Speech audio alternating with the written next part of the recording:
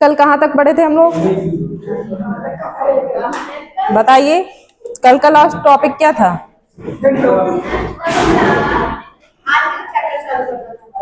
अच्छा, वो खत्म हो गया।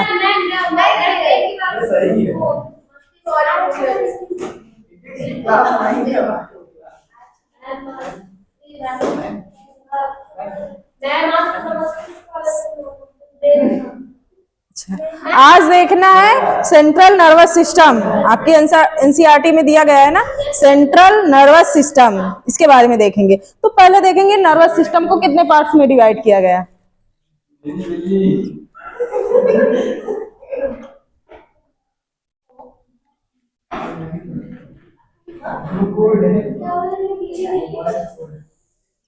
बताइए, नर्वस सिस्टम को कितने पार्ट्स में डिवाइड किया गया? पहला,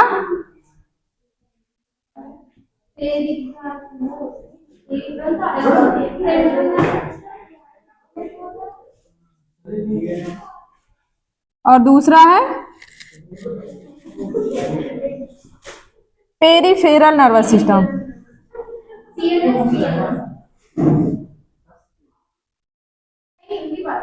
अभी बहुत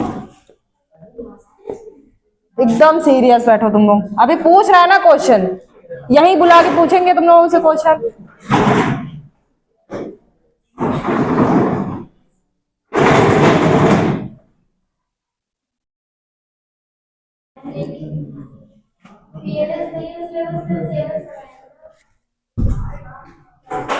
आपके सिलेबस में क्या दिया गया? सीएनएस। सीएनएस का केवल ब्रेन। क्या दिया गया? ब्रेन। तो हम लोग आज ब्रेन के बारे में डिटेल्स से पढ़ेंगे। तो ये बताइए कि ब्रेन आपका किसमें आता है, सेंट्रल नर्वस सिस्टम या फिर peripheral nervous system? Central nervous system के अंदर क्या क्या आता है? हाँ, एक तो आता है आपका ब्रेन और एक आता है स्पाइनल कॉर्ड। इतनी बात समझ में आई? तो हम लोग इसको देखेंगे, ब्रेन आता है और स्पाइनल कॉर्ड।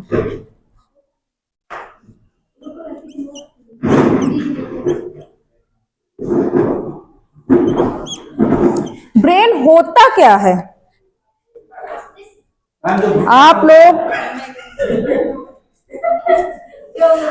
लोग अपना दिमाग, मतलब अपना ही ब्रेन खोल के बैठेंगे या दूसरे ब्रेन को पढ़ेंगे? जैसे कि आप लोगों ने पढ़ा होगा कंप्यूटर के अंदर सीपीयू उसका ब्रेन होता है। वो सीपीयू का काम क्या होता है? सेंट्रल प्रोसेसिंग करना, किसी चीज को प्रोसेस करके जब हम इनपुट देते हैं तो उसको प्रोसेस करके आउटपुट देना, आउटपुट देना। उसी तरह अगर आपसे हमने क्वेश्चन पूछा तो आपने पहले, आपका दिमाग उसको प्रोसेस करेगा कि मैम ने क्वेश्चन क्या पूछा, और फिर आप उसका आउटपुट देंगे। आउटपुट देंगे ना, तो ब्रेन का काम होता है प्रोसेसिंग का काम करना। जैसे कि इमोशनल पेन कहेंगे ना, कि हमारे मतलब दिल कंट्रोल करता है, लेकिन दिल का काम केवल पंपिंग करना, ब्लड को पंप करना, ना कि इमोशनल ड्रामा, उससे कोई मतलब नहीं। कहेंगे हमारे कंट्रोल में नहीं है, लेकिन कंट्रोल में है। आपका माइंड तो कंट्रोल कर सकता है, कर सकता है ना, उससे हार्ट से कोई रिलेशन नहीं है। दिल दिमाग को कंट्रोल नहीं कर सकता। क्या चीज? दिमाग दिल को कंट्रोल नहीं कर सकता। नहीं कंट्रोल कर सकता, लेकिन हम उसको तो कंट्रोल कर सकते हैं, अपनी भावनाओं को, इमोशनल्स को।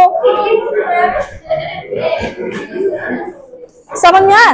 तो ब्रेन, हम लोगों ने पढ़ा था कि ब्रेन के ऊपर कुछ प्रेजेंट होता है जो कि ब्रेन को प्रोटेक्ट करके रखता है। ब्रेन को क्या करता है? प्रोटेक्ट करता है, क्योंकि ब्रेन में डिवीजन की कैपेसिटी नहीं पाई जाती। अगर ब्रेन में अगर चोट लगी है तो वो सही होना पॉसिबल है नहीं है। इसीलिए सरकार कहती है हमेशा हेलमेट लगा के। हाथ पैर टूट गया तो चल गया, लेकिन अगर आपके ब्रेन में कोई दिक्कत हो गई तो आप क्या है? बच्चों के लिए भी हेलमेट होना चाहिए। होता है, केवल यूज नहीं करते, क्योंकि जो पीछे बैठता है उसको भी हेलमेट लगाना चाहिए ना। अच्छा, आप लोग ये बताइए कि हमारा ब्रेन के ऊपर जो कपाल है, क्रेनियम है, ये क्या है? क्रेनियम के अखरोट देखा है, वॉलनट, अगर उसको फोड़ो तो उसके अंदर देखा होगा ना, वो ब्रेन शेप, उसी शेप का हमारा ब्रेन होता है, उसी शेप का ब्रेन होता है। तो ये जो कपाल है, क्रेनियम है, ये कितनी हड्डियों से मिलकर बना है? कौन कौन सी, नाम बताइए।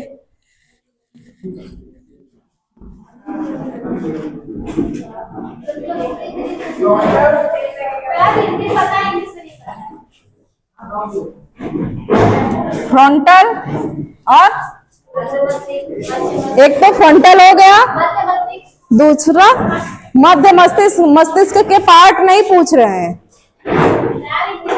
याद आ जाएगा।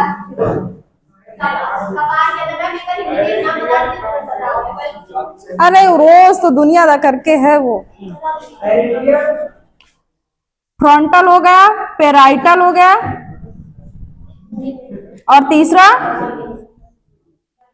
टेम्पोरल, और चौथा ऑक्सीपिटल, स्फिनॉइड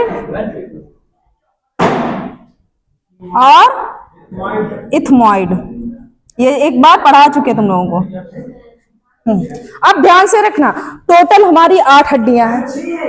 ये तो 6 ही है, ये तो 6 है ना, तो कैसे हम इनको 8 बना दें? भाई देखो, फ्रंटल ये जो है, जो माथा बनाती है एक बोन से मिलकर, उसके बाद ये जो पेराइटल है 2, ये पेयर्ड में होती है, और जो टेम्पोरल है ये भी पेयर्ड में रहती है।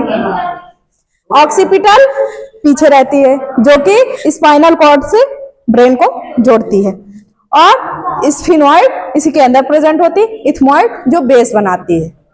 बात समझ में आई? तो हड्डियों के बारे में ऑलरेडी हम लोग स्केलेटल सिस्टम में पढ़ चुके हैं। हाँ, ऑक्सीपिटल, हाँ, क्योंकि उसके अंदर क्या प्रेजेंट होता है, अभी पढ़ाएंगे सारे पार्ट्स। ब्रेन, तो ब्रेन का मतलब तो आप लोग समझ गए होंगे। तो अब हम लोग ब्रेन का एक बेसिक देखेंगे। मेल्स के अंदर इसका वेट कितना होता है, फीमेल्स के अंदर कितना होता है, तो बताइए इसका वेट कितना होता है?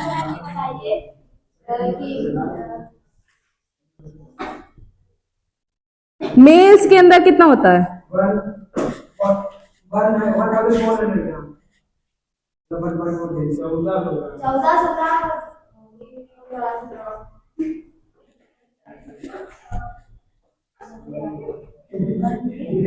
उसके बाद फीमेल्स के अंदर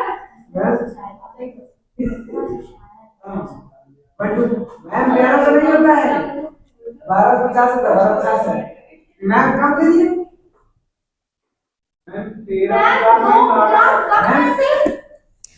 एक बात और ध्यान दीजिए, क्योंकि अलग अलग बुक में अपडेटेड होता रहता है अलग अलग। क्यों? क्योंकि इसके पहले जो भले ही वेट कम है लेकिन दिमाग कम नहीं है, दिमाग उसके आईक्यू लेवल पर डिपेंड करता है। ये उसके आईक्यू लेवल पर डिपेंड करता है कि जिसका आईक्यू लेवल जितना ज्यादा रहता है उसका माइंड उतना ही डेवलप होता है। तो ये कल पता चल जाएगा, कल पता चल जाएगा। देखते हैं कि मतलब 14 तारीख को कंपटीशन में पता लगेगा।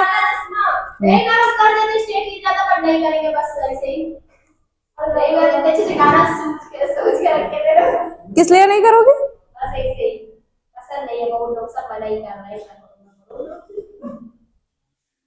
नहीं करो, तुम तो नहीं करो। एक कला होती है, हर फील्ड में कला वाली, जैसे भैया करेंगे कल कॉमेडी करेंगे, नौटंकी।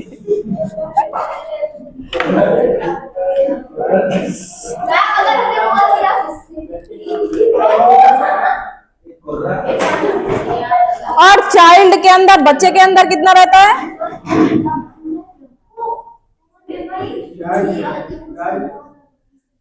300 से 400 ग्राम। और ध्यान दीजिए एक बात,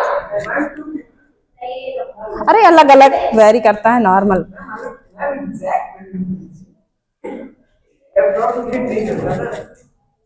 अच्छा हाँ बताओ कितना लिख दें? नहीं, मैं बच्चों को नहीं करती। मैम मैम बदल से कुछ नहीं है। IQ level. मैं किसी बात कर किसी बात कर मुझे अब हम भी तो है।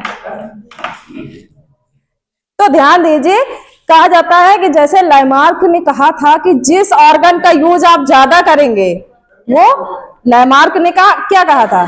जिस ऑर्गन का यूज आप ज्यादा करेंगे वो ज्यादा डेवलप होगा, वो ज्यादा बढ़ेगा। तो यहां तो उनकी बात सही है, क्योंकि प्रिमिटिव टाइम से जितना ज्यादा माइंड डेवलप हो रहा, और आने वाले भविष्य में 1600 हो सकता है, हो सकता है ना? आइंस्टीन का मैम आइंस्टीन ने अपना पूरा 14% केवल ब्रेन यूज किया था हाँ। टोटल। मैं हम लोग तो 0.1 में ही चल रहा है सब।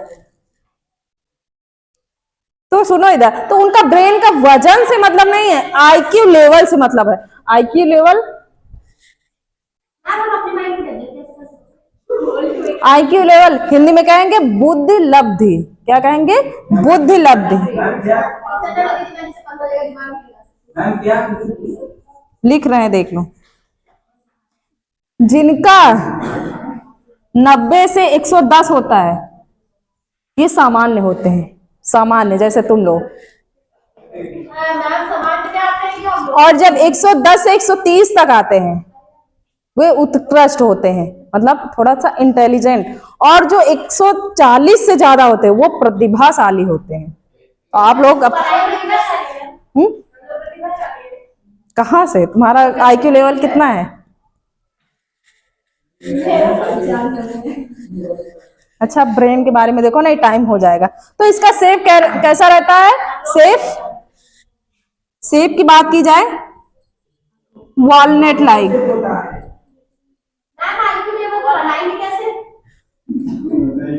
बादाम खा खा के।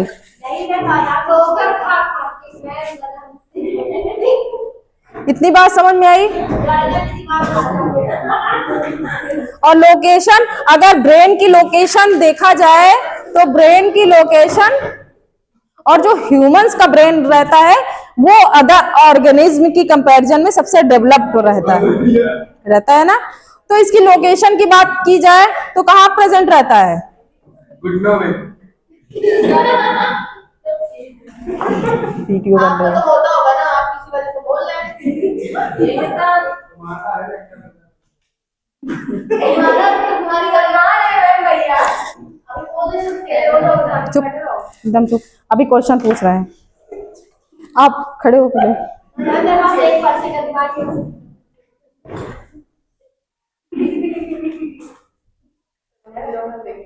आप बताइए, जो मेनिंजेस होता है, मेनिंजेस क्या होता है? मेनिंजेस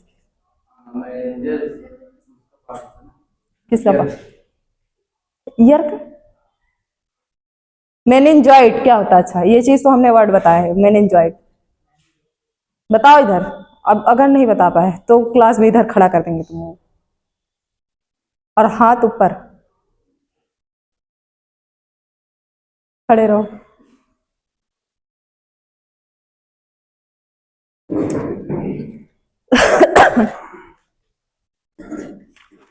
अब किसकी बात करते हैं? मेनिंजेस।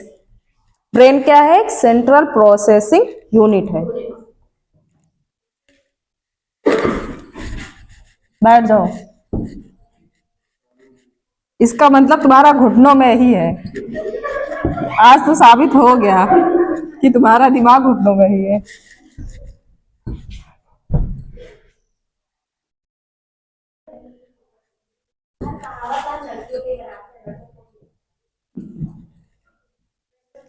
देखो, एक तो आउटर का मतलब आउटर इसका क्रेनियम हो गया।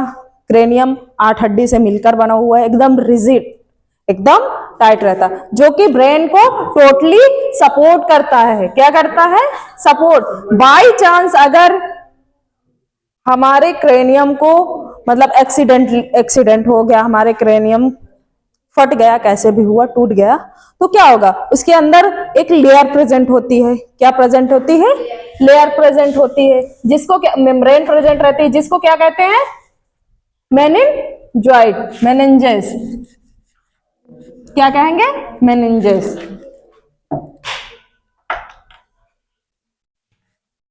ये देखिए,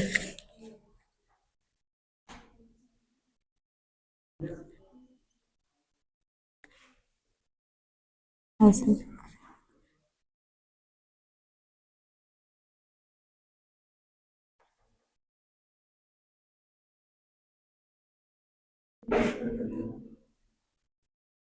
क्रेनियम मेनिंजेस।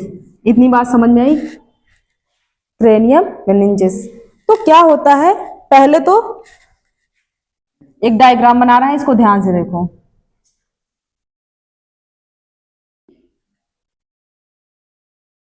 ये हो गया कपाल। क्या हो गया? कपाल। क्रेनियम, हिंदी इंग्लिश दोनों में बता रहा है। क्रेनियम है, ये क्या है? क्रेनियम। क्रेनियम है, समझ में आई? तो इसके डायरेक्ट इसके से टच नहीं है हमारा ब्रेन, टच है? नहीं है। अखरोट फोड़ो फोड़ो तो उसके बीच में कुछ गैप मिलेगा ना, तब जाके उस अंदर का अखरोट मिलता है। Yes ma'am. इसके बाद एक लेयर होती है, जिसको क्या कहते हैं? पतली सी रहती है, इतना मोटा ना बनाए।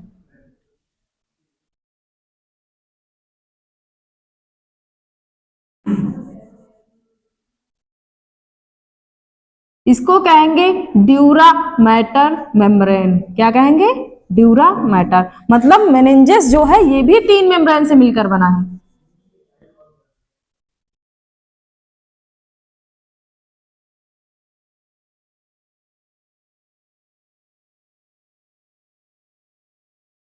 समझ में आया? ये क्या है?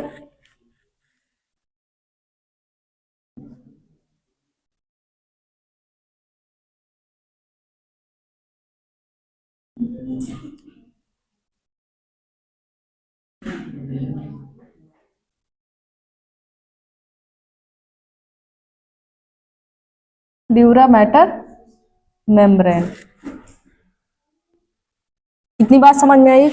और इसके बीच में कुछ स्पेस रहता है जिसमें फ्लूइड भरा रहता है, जो मतलब कुछ इसको सपोर्ट प्रोवाइड करता है।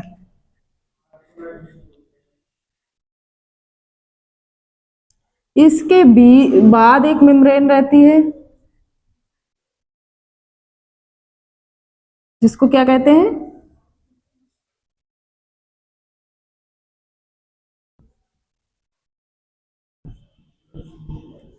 जिसको कहते हैं अरेक्नॉइड मैटर मेम्ब्रेन। क्या कहेंगे?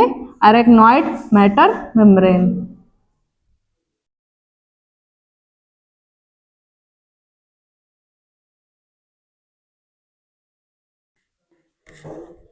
और इसको क्या कहेंगे? अरेक्नॉइड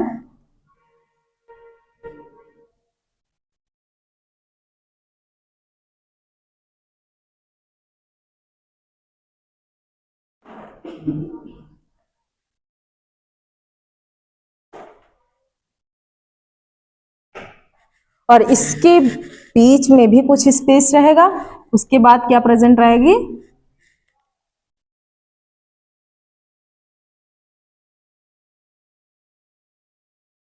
एक और मेम्ब्रेन, जिसको कहेंगे पायामीटर मेम्ब्रेन।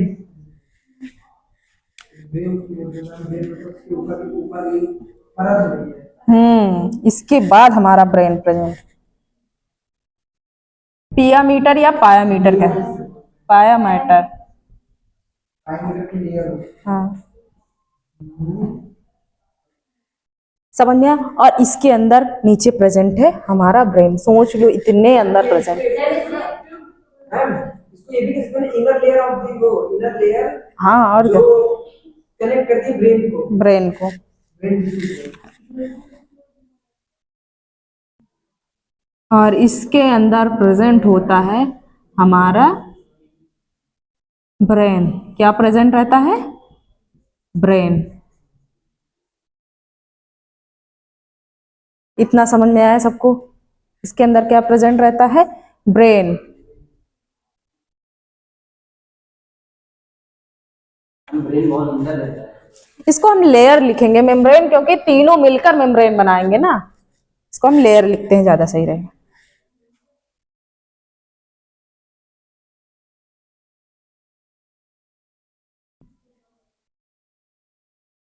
अब समझिए, जो इनके बीच में स्पेस रहता है,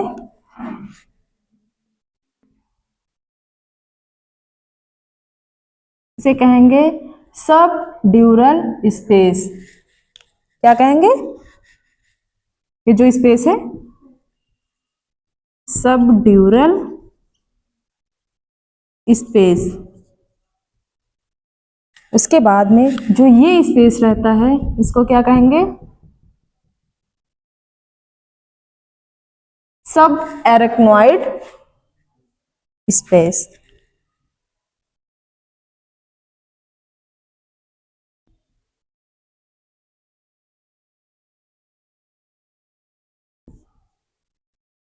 समझ में आए? कहीं कोई दिक्कत? तो इन लेयर्स के नाम याद रखना। इनर लेयर्स कौन सी होती है, मिडल लेयर कौन सी होती है मेनिंजेस की, और सबसे आउटर लेयर कौन सी होती है, तो इनके नाम याद रखना। समझ में आया?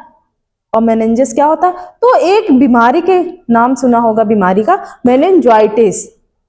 कौन सा? मेनिंजाइटिस एक बार बताया है, फिर भी नहीं सुना। नहीं।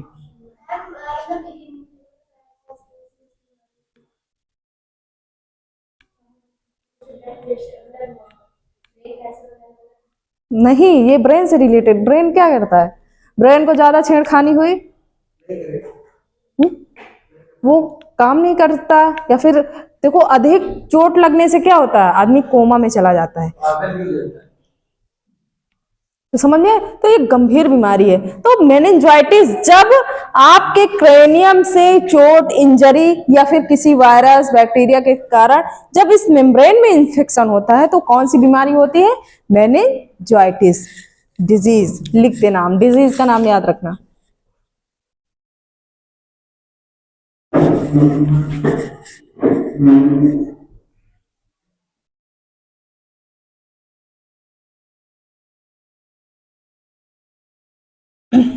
डायग्राम बना लो।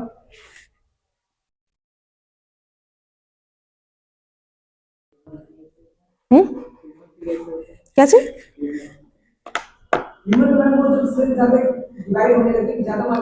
देखो ट्यूमर एक सेल डिवीजन का टाइप है। सेल डिवीजन, गांठ, जैसे गांठ सुने होंगे, तो गांठ होता है तब।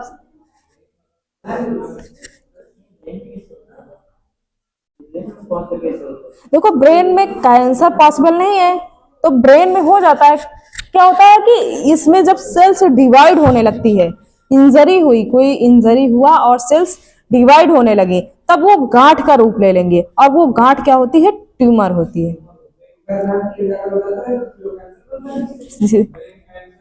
कैंसर बनते बनते तो वो आदमी चला जाएगा, क्योंकि ब्रेन में गांठ पॉसिबल नहीं है, इसीलिए तो कहते हैं। हाँ, अदर जगह। ब्रेन के केस में तो पॉसिबल है ही नहीं, ब्रेन में हुआ तो वो तुरंत।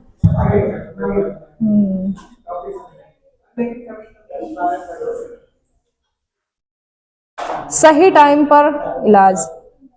ऐसा नहीं है कि कैंसर के पेशेंट बचते नहीं है, सही टाइम पर इलाज।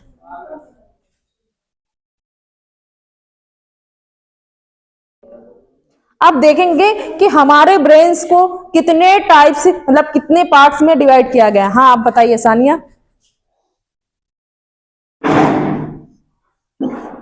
मस्तिष्क, अर्धमस्तिष्क, मध्यमस्तिष्क,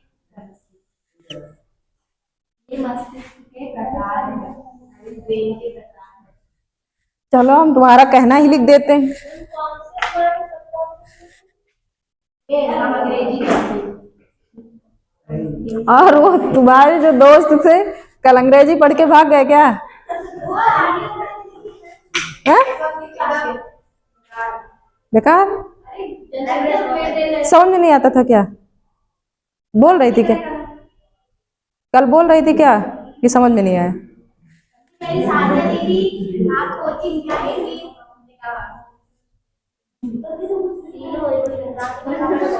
अग्र मस्तिष्क, मध्य मस्तिष्क,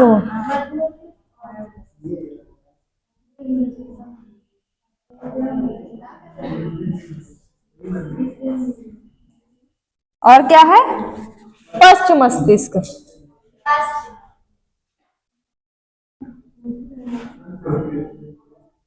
आप लोगों को समझ में आया क्या लिखा मैंने इधर? समझ में आया? नहीं आया? मैम आप पढ़ाइए, हम हिंदी में पेपर दे देंगे, टेंशन नहीं लीजिए आप। फोर ब्रेन, मिड ब्रेन बाहर भी करवाएंगे आप, नहीं अच्छा पेपर देंगे। जब बैक करवाते हैं हाइंड ब्रेन। ब्रेन को 3 पार्ट्स में डिवाइड किया गया, फोर ब्रेन, मिड ब्रेन और hind brain. Fore brain, mid brain और सबसे ज्यादा बड़ा भाग कौन सा होता है? Fore brain. और फोर ब्रेन का ही सबसे ज्यादा काम भी रहता है, मेन काम। दूसरा मिड, मिड वाला तो इसमें कोई पार्ट्स नहीं होते हैं, बहुत छोटा सा पार्ट्स होता है हमारे ब्रेन का। और पीछे पश्चिम मस्तिष्क, हाइंड ब्रेन। समझ में आया?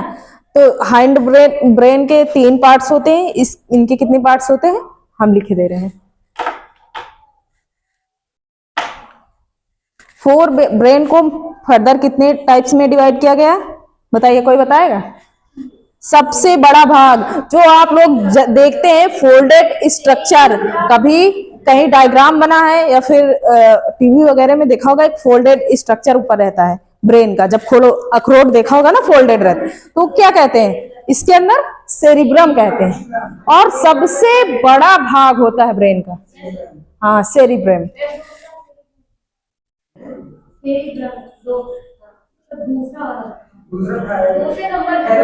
सेरिबेलम तो इसमें आएगा, थैलेमस। और तीसरा हाइपोथैलेमस। और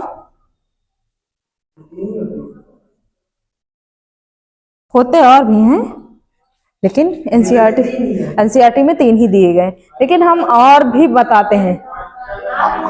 और भी इसके पार्ट्स हैं, जैसे ऑल्फैक्टरी लोब्स और हिप्पोकैम्पस और क्या है? एपिथैलेमस, एमाइगडोला। तो ये अदर पार्ट्स हैं, लेकिन हमें स्टडी किसकी करना है?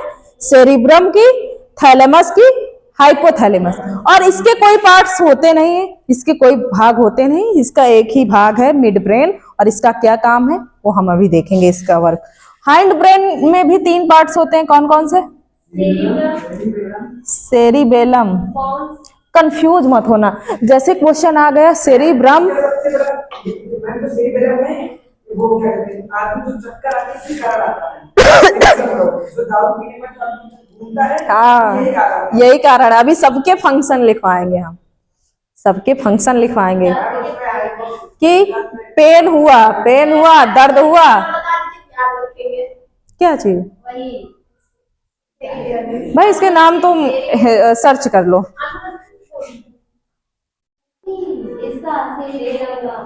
सेरिबेलम और पोन्स और मेड्यूला ऑब्लंगेटा।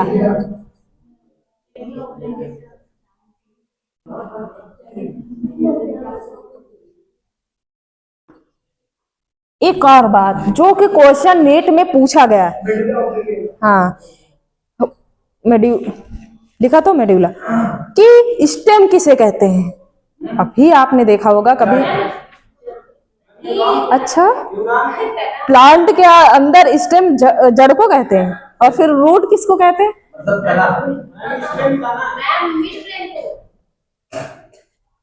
स्टेम क्वेश्चन आया मयंक, तना। देखा है कभी क्वेश्चन कौन सा Yes, है? ma'am. स्टेम क्या होता है, ब्रेन के अंदर स्टेम क्या होता है? तो ब्रेन के अंदर स्टेम होगा, मिड ब्रेन और पोन्स और मेड्यूला को मिला के क्या कहते हैं? स्टेम। एक वर्ड याद रखना, क्या होता है? स्टेम। याद रखना, इंपॉर्टेंट है, लोग भूल जाते हैं किस किस को मिला के। मिड ब्रेन, पोन्स और मेड्यूला।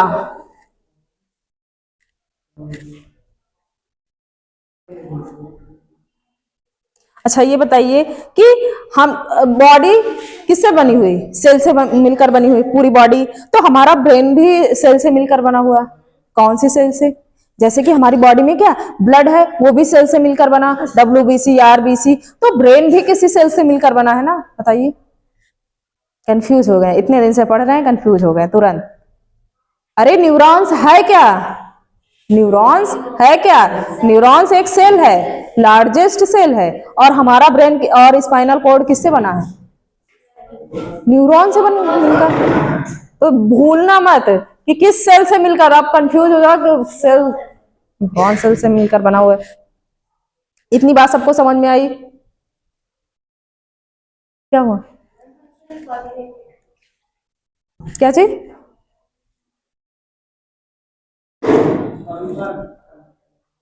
अब फॉर ब्रेन हेडिंग डालो।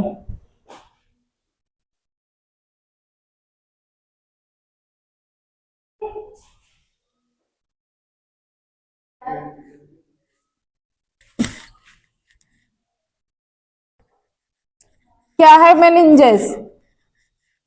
मयंक, मेनिंजेस क्या है? दिमाग तो उधर लगा है, कह रहे हैं दिमाग लगाओ दिमाग को पढ़ने में, तभी समझ पाओगे अपने दिमाग को। नहीं, तुम्हें अपने ही दिमाग के बारे में नहीं पता होगा, तुम क्या कर रहे हो? मैम एक बात। क्या बता दे? मेनिंजेस क्या है? 3 लेयर से मिलकर बनी है, नहीं समझ में आया? जो कि ब्रेन को प्रोटेक्ट करता है। भाई देखो, हमारी सेल है, उसके किनारे क्या है? प्लाज्मा मेम्ब्रेन, उसके अंदर बंद। उसी तरह जैसे उसके अंदर प्लाज्मा मेम्ब्रेन थी, इसी तरह हमारे ब्रेन को किसने कवर करके रखा है? मेनिंजॉइड। मेनिंजॉइड।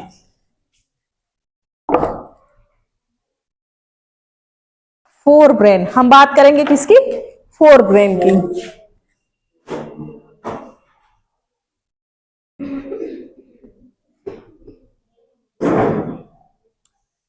फोर ब्रेन, तो फोर ब्रेन पता है सबसे 3 पार्ट्स में डिवाइड किया गया, और ये प्रोमिनेंट पार्ट्स होता है ब्रेन का।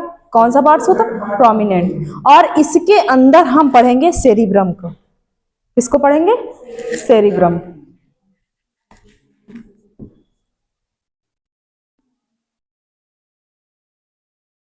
सेरिब्रम ये क्या है? Fore brain. फोर ब्रेन और ब्रेन, पूरे ब्रेन का ही मेजर पार्ट्स है। तो इसके बारे में थोड़े से कुछ कुछ पॉइंट्स लिख लो बस। Most prominent part of brain, prominent part of brain.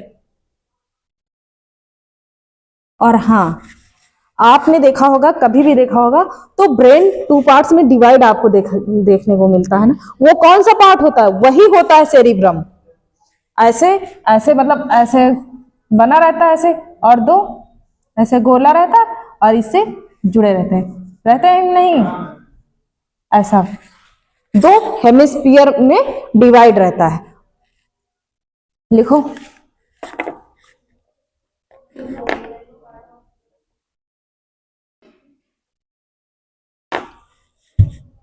Have 2 cerebral hemisphere. Have point wise ऐसे लिखते चले जाओ। हैव 2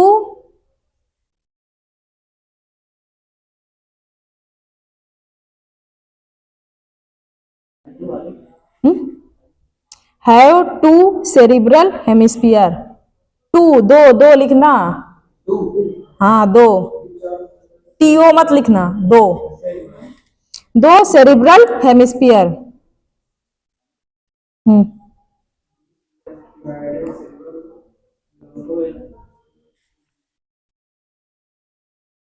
और ये किसी चीज से तो कनेक्ट रहते ही है ना, ये किसी चीज से कनेक्ट रहते हैं, जिसको क्या कहेंगे, कॉर्पस कोलोसम।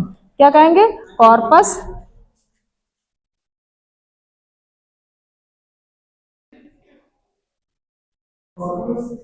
कोलोसम। कॉर्पस कोलोसम लिखो। Connected connected connected via connected via tract of nerve fibres. Connected via tract of nerve fibres known as corpus callosum callosum corpus callosum corpus callosum corpus callosum। समझ में आया, कॉर्पस कैलोसम।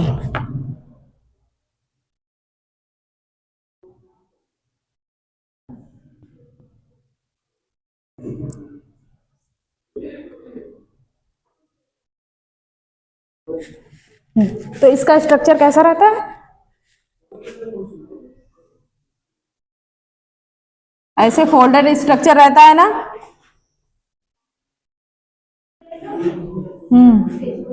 इसका जो अंदर का ढसा हुआ part रहता है, इसको क्या कहते हैं, सरकाई। क्या कहेंगे, सरकाई। और इसके ऊपर वाले पार्ट्स को कहेंगे सलकाई है, सरकाई नहीं। और इसके ऊपर वाले पार्ट्स को क्या कहेंगे,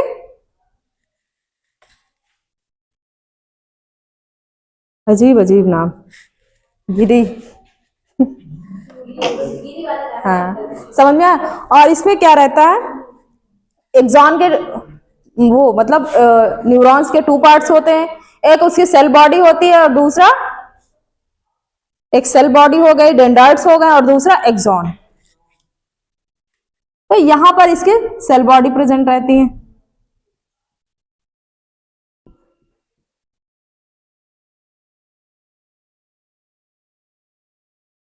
समझ में आया। और यहां क्या प्रेजेंट रहते हैं, माइलिनेटेड एक्सॉन।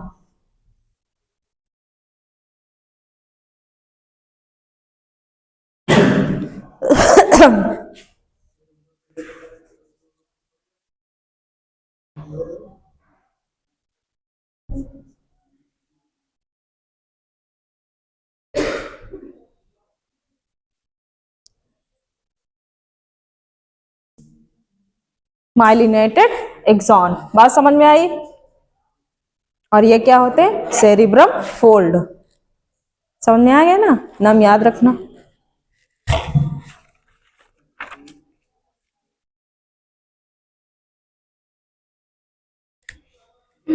इसको क्या कहेंगे, ग्रे मैटर, और इसको व्हाइट मैटर। क्यों कहेंगे ग्रे मैटर, क्योंकि ये ग्रे कलर का दिखने में लगता है। जो आपके माइलिनेटेड एक्सॉन होते हैं वो देखने में, अगर उनको विजुअलाइज किया जाए तो व्हाइट कलर के दिखेंगे, और ये ग्रे कलर के।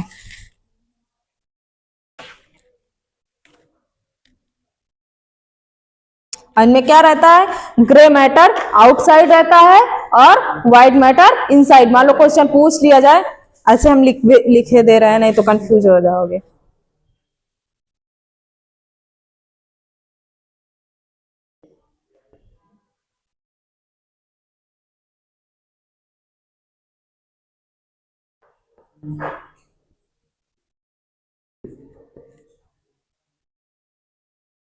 है ना, ग्रे मैटर आउटसाइड और व्हाइट मैटर इनसाइड। इसी केस में स्पाइनल कॉर्ड के अंदर क्या होता है, उनका ग्रे मैटर क्या रहता है, इनसाइड रहता है, और व्हाइट मैटर आउटसाइड रहता है स्पाइनल कॉर्ड के अंदर। अब सेरिब्रम के कितने लोब्स होंगे, बुक्स वगैरह में पढ़े रहते हैं ना कि कितने लोब्स होते हैं। जैसे हम बोन्स के बारे में, जैसे फ्रंटल और पेराइटल और टेम्पोरल और ऑक्सीपिटल, कितने लोब्स होते हैं,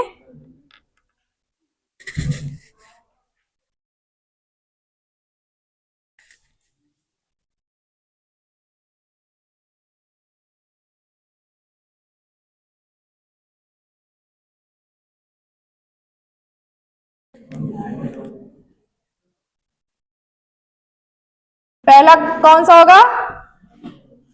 फ्रंटल,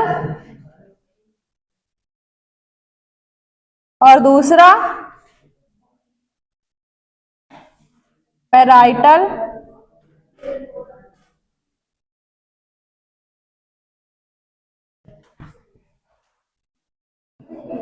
टेम्पोरल, और चौथा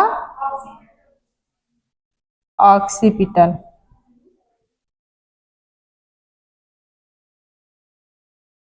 इतने पार्ट्स में डिवाइड रहता है ब्रेन।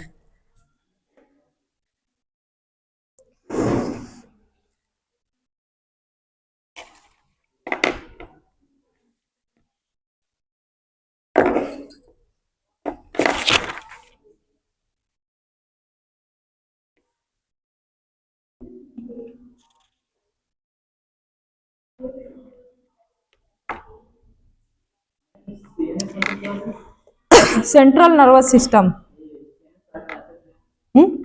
हाँ और क्या, स्पाइनल कॉर्ड। इतनी कहानी खत्म हो गई। सीएनएस के अंदर क्या आता है?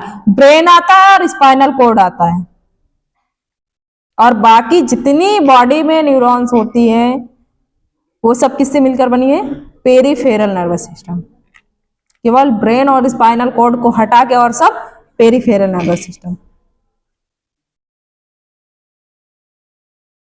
पेरिफेरल में क्या आते हैं? सिंपैथेटिक और नॉन सिंपैथेटिक। भूल गए? तेज करना, धीरे करना, क्या धीरे करना? वो नॉर्मल कर नहीं सकता है। सिंपैथेटिक में क्या हुआ? एग्जांपल बताओ। और तुम खड़े रहे, भागे। हाँ, एक पॉइंट इसी सेरिब्रम के अंदर लिख लो। द सुपरफिशियल लेयर ऑफ, नहीं भूल जाओगे तुम लोग, हमने बताया तो है ग्रे मैटर, लेकिन इसके बारे में पॉइंट लिख लो। ये जो हमने बताया इस कंडीशन, क्योंकि क्वेश्चन पुट अप होता है। The superficial layer of cerebrum is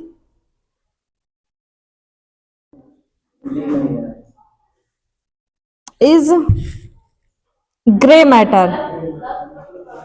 The superficial layer of cerebrum is, और तुम ये A4 साइज पेज भी लिख रहे हो, कहाँ गई copy वॉपी?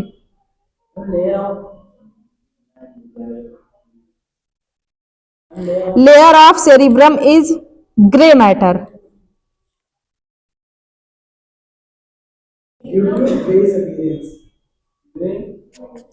Matter, and this is 2 to 4 mm thick।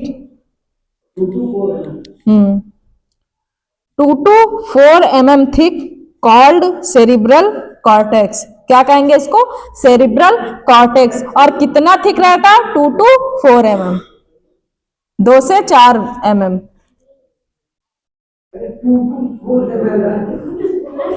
2 से 4 यानी 22।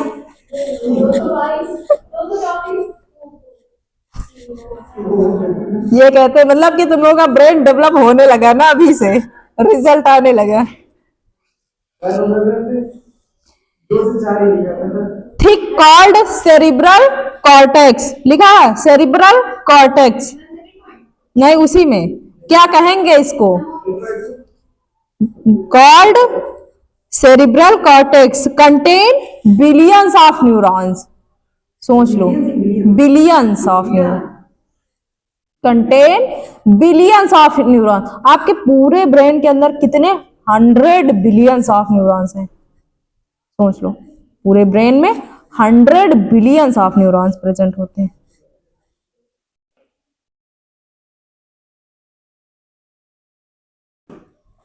फंक्शन लिखो इसी का।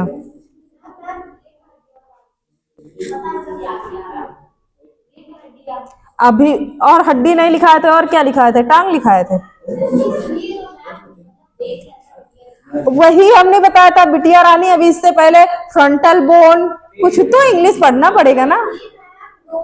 एक सोच करके वो पूछ रहे हैं। अच्छा, हाँ, नंबर पूछ रहे हैं। नंबर तो 8 हड्डियों से मिलकर बोन्स 8 ही तो हुई, 14 आपके फेस में हुई। और जब स्केलेटल सिस्टम पढ़ा रहा है तो पूरा डिटेल्स में एक एक हड्डी का नाम बताए। इतनी देर से चिल्ला रहे हैं कि 8 बोन्स, 8 बोन्स, 8 बोन्स, ये अपना प्रचार करने में लगी है। आपने सोचा कि कुछ मतलब मैं मतलब क्लास में कुछ और ही चल रहा था। ऐसे बात हुई है कि इसको डांस नहीं करने को मिला। मैं मुस्लिम बोल रहा था। तो इसको कौन रोक रहा? अरे मैं घर वाले? फिर कौन? कोई और? आप क्या समझता? तो तुमने क्या समझ लिया? इतना फास्ट दिमाग है।